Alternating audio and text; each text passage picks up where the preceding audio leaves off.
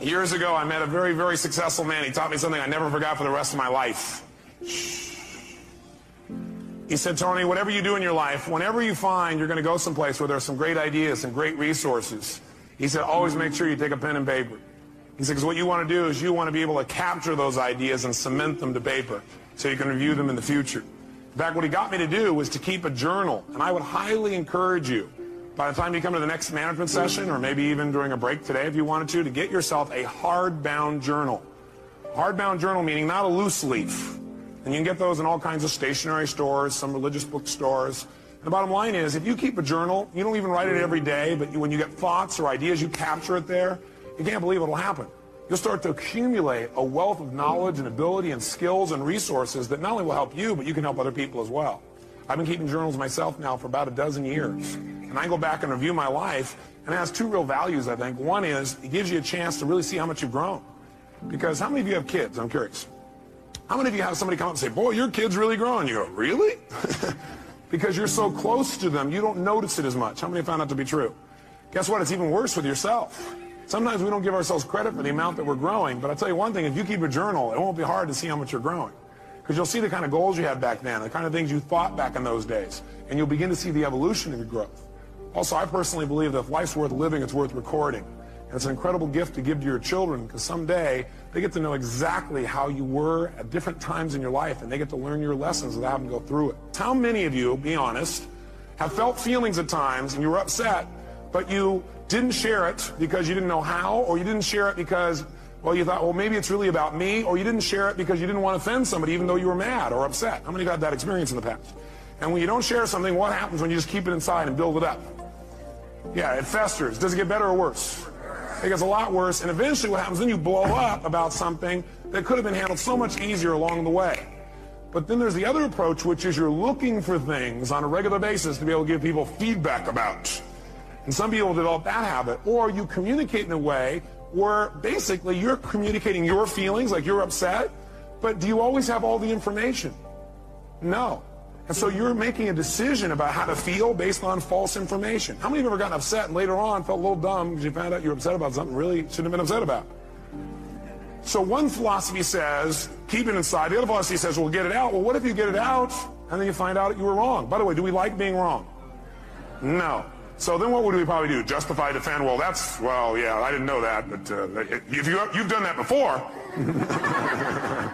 Right? And that does not make a relationship work. Plus, that person gets upset. It's kind of like, anybody ever come up to you and say, you know, why are you upset? And you go, I'm not upset. You go, no, yeah, you are. No, I'm not. Yes, you are. Well, I'm getting upset. Okay, that also happens unless we're really clear. So what we're really going to do is we're going to start our whole basis of studying of communication to remember one thing, and write this in your notes if you would, and that is the quality of your life is directly related to the quality of your communication. Period. Now, pretty basic idea, nothing earth-shattering, but I'm here to tell you that's your entire life comes down to this. The quality of your entire life comes down to the quality of how you communicate. With whom?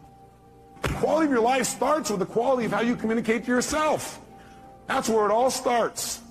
How you feel is not based on the environment. Is it based, like how you feel, is that determined based on like whether or not you have lots of money? Yes or no? All of our suffering as human beings, and I deal with people all the time. I mentioned to you off camera, two people I coached yesterday. One's a presidential candidate, and the other one is a rap superstar, right? Both in the same day. And without naming any names, people that have everything, by your point of view, most people's point of view, they have the fame and they have the love and millions of people love them and they have great economics, financial freedom, and they have homes and they have the fashion, they have everything. They're the I can't tell you how many of them are miserable.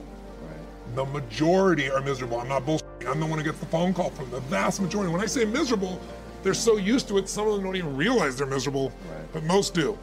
They get in a place where it's like, how do I keep this up? How do I keep outdoing myself? How do I, you know, I built these 32 companies, how to keep all 32 going and make them all grow every single year, and that's not how life is, right? Right. And then they worry about what will people think, what will they do? So the decision to say, I am not going to suffer, that if suffering arises, pain's one thing, suffering's another.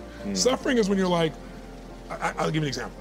A friend of mine is a very famous Indian industrialist and billionaire guy. And he just recently took a sport in India that's been around 2,000 years that almost every village child plays, and he turned it into a professional sport. No one had ever made a professional sport 2 years ago. He invested, I don't know, I'm making the number up, $20 million in it.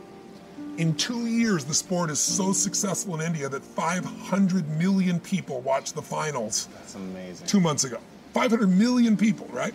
So 500 million, that's how it is in India. And people are saying this is going to be as big as, for them, cricket is the ultimate thing, right? Like, big as cricket. So his team valuation, I'm making the number up, I think it's gone to like $500 million in 2 years from, $25 million. And his team is number 2 in the whole world, right? Wow. He's got these great players. So I'm with him, and he gets a phone call. And he's just got done telling me about this great success and where it is and how proud he is and how everyone goes to the games and people are so thrilled and it's just become this movement in India and he created, he's so proud of it. And he gets this phone call, and the phone call is from his management team telling him that one of his competitors has just offered 4 times as much money as he was offering to his top 3 athletes who are the core of his whole team. And of course, they all took them, right? And he was so angry. He was like, I can't even believe this. These guys were working in shops, and I brought them here, and I made them a star on national television, and they have no loyalty to me. And he's suffering. And the way you suffer is you focus on yourself. Suffering comes when we obsess about ourselves, what we're getting or not getting, what we should have done, what others should have done for us. It's the me, me, me, me, me game. You, my dear friend, and I say this with no blowing smoke, your primary core is a giver, which is why you're prospering. You're not the me, me, me. You're like, how do I give more, do more, share more, create more? How do we do a better job for our clients? How do we do a better job for our internal customers who work with us, our partners? Your entire life is that. That's why you're prospering. And you're not feeling suffering. But when you do suffer, and I promise you do, you correct me if I'm wrong, it'll because you're worrying about something in the future. How's this going to happen? Will this come together? Suffering can be worry, it can be anger, it can be frustration. It's anything that takes you out of a beautiful state. And here's what people don't get. You can end suffering by stop focusing on yourself and focus on something you want to serve greater than yourself. Your children, your wife, your mission, your life. You can get out of it in an instant because the nature of the human mind is to constantly compare things. Your mind, your brain is a 2 million year old device, and it is not designed to make you happy. It's designed to make you survive. Ordinary just simply isn't enough. Ordinary is when you want to become average and to fit in. But to get to extraordinary, what you do is you have to consult the invisible place within yourself. And this is called your soul. And your soul, well, I jotted down a few words about the soul based on a lecture I heard from a great teacher of mine who lived in Bulgaria. He was an initiatic science teacher. And his lecture was very profound. And I wrote these words after listening to one of his recorded lectures. He said, the ideal of the soul, the thing it asks for, is neither knowledge, nor light, nor happiness. The ideal of the soul is space, immensity. The one thing your soul needs is to be free. Free to expand and reach out and to embrace the infinite. Yes, the ideal of the soul is infinity. It is miserable when it is circumscribed and restricted. It is a fragment of the universal soul, which is infinite. That's what I speak about here in this program. The need to move beyond just fitting in. The need to move past being circumscribed. The soul does not like when you get fenced in, when it is told what to do, when it's told it has limitations, when it's told it can't become that. And so many of us go through our life with these enormous limitations that we've placed upon ourselves that have been handed to us from the time that we were little boys and little girls. If you would like to accomplish something, you must first expect it of yourself. And my question to you is, What do you expect of yourself? Do you expect to be able to perform miracles, to attract into your life the kind of prosperity that you are entitled to? Do you expect that you can manifest the kind of relationships that you would like? In order to be able to have these kinds of expectations for yourself, you have to make a dramatic change, a dramatic shift. You must change what's possible for you and what you believe is possible for you. But the question becomes, who am I?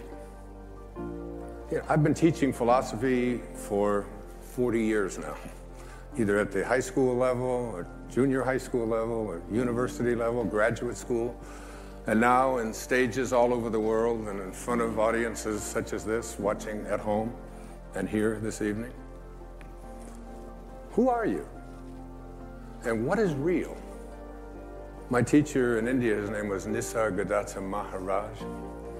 He was asked the question, Swami, what is real? Master, what is real?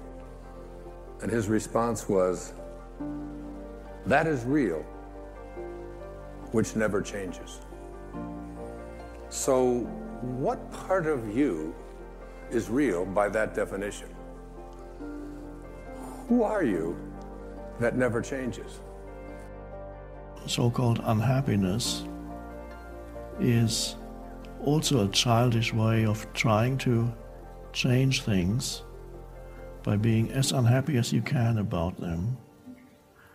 And the underlying unconscious or semi-conscious assumption is, if I'm really unhappy, somebody, perhaps God, is going to do something about it, or I'm going to prove him wrong.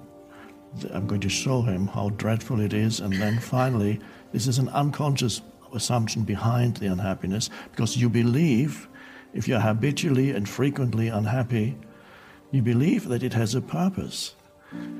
It's an underlying assumption. Perhaps you wouldn't verbalize it in that way, but you believe that it works for you. Of course it doesn't, but things are going to change, but just need to be really unhappy, so that God finally, even if you don't believe in God, this can still be the mechanism, the underlying unconscious assumption behind it. It's something's going to happen. And of course the opposite is true, because the more unhappy you are with something, the more you are stuck in the situation. I think it really starts with realizing that you don't love yourself, that most people don't. Most people feel they're not good enough, that they haven't done it right, they won't do it right, they'll never be enough, and they're definitely not lovable. And when we come from that space, it's very hard to create things for ourselves that are really good. So in the early days when I worked with people, I used to fix this problem and fix that problem, and you'd have this, a health thing, and we'd work on that and we'd work on this.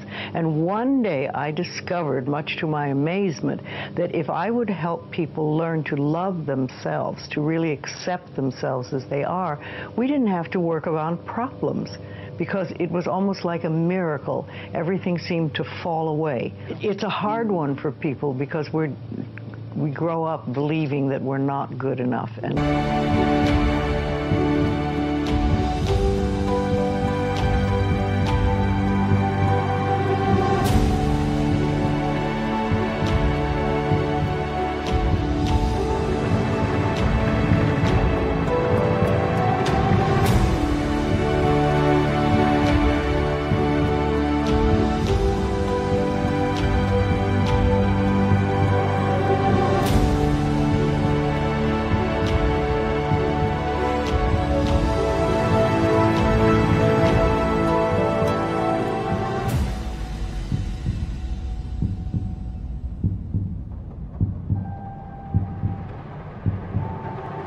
Nothing is right.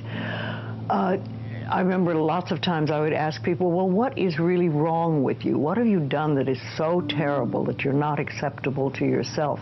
And I never, ever, ever got an answer that made any sense. You know, they might say something like, well, I'm too fat. Well, so, you know. But when you talk about loving yourself, a lot of people think that that's vanity. But it isn't really, it has nothing to do with that. That is narcissistic. But to really care for you and to acknowledge that you are an important being. It's almost like in the Bible they would say, you recognize that you are a child of God, that therefore you are perfect. But even if you're not a biblical person, if you can recognize that you are a being that has self-worth, if you can really recognize your own worth, then you start to treat yourself differently. And I think that's what's so very important about loving yourself, is you stop beating yourself up, you stop making yourself wrong, you stop talking about how awful you are, and you stop saying things like, I'm really stupid and stuff, and you start to treat yourself with a certain amount of respect. And this makes an enormous difference, because what you give out in life is what comes back to you. So if you're giving out a feeling of, I'm okay, I'm good enough as I am, and I am acceptable, and I love life, and I love me, and you start having gratitude for yourself and for life, then life treats you differently, because you are having a different vibration that you're giving out and getting back. And that's when things really start to flow. Now, a lot of people don't realize it, but you have to practice. You just have to start it. And that's why I try to get people to do a lot of mirror work. If you look in the mirror, just simple things like looking in the mirror in your own eyes and saying, I love you. I really, really love you. And it helps if you use your name, Louise, I love you. I really love you.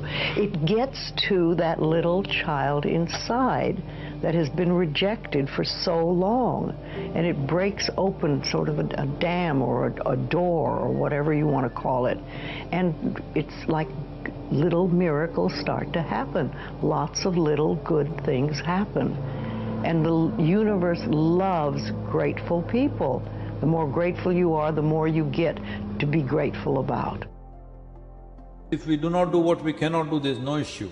If we do not do what we can do, we are a disaster. So, I'm saying, at least are you as joyful as you were when you were 5 years of age?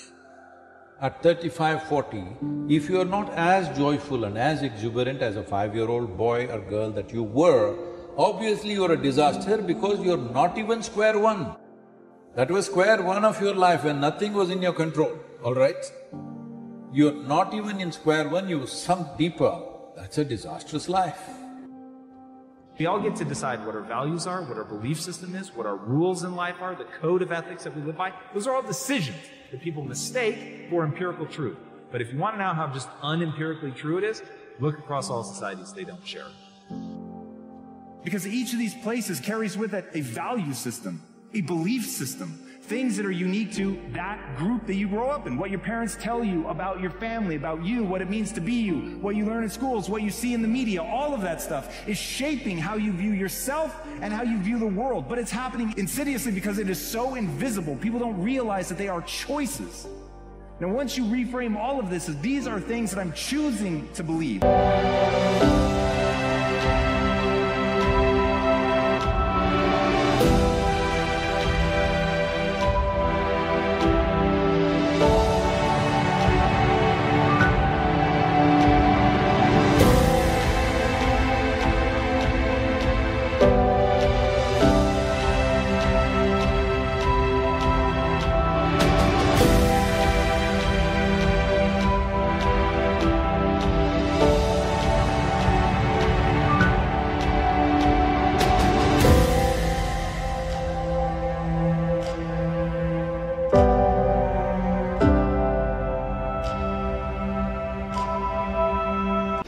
Once you realize that you can choose to believe something new and thusly get a different result, everything changes.